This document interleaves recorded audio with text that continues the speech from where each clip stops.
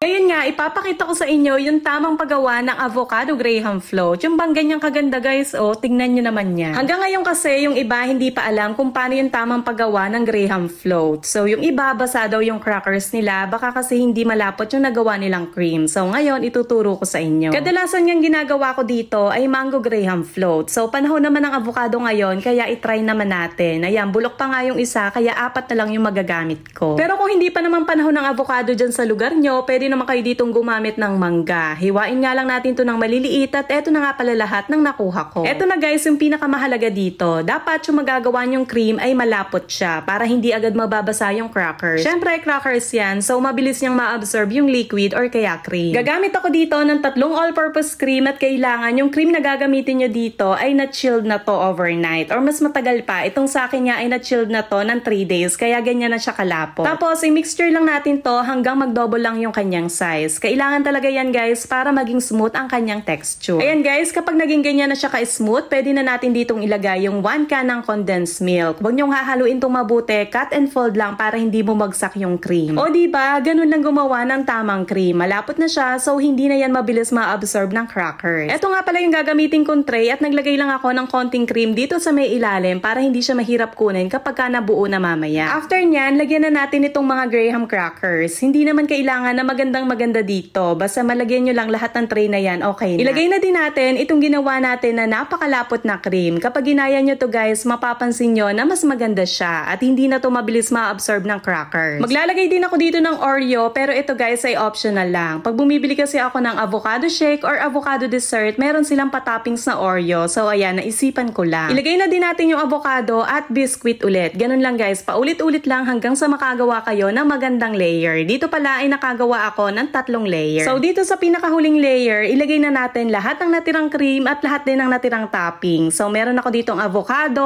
Oreo at naglagay din ako ng graham crackers. Wala kang takip itong tray na to kaya nilagyan ko na lang ng cling wrap para hindi siya makontaminate. At i-chill naman natin to ng 4 hours or mas matagal pa bago kainin. Eto na nga siya.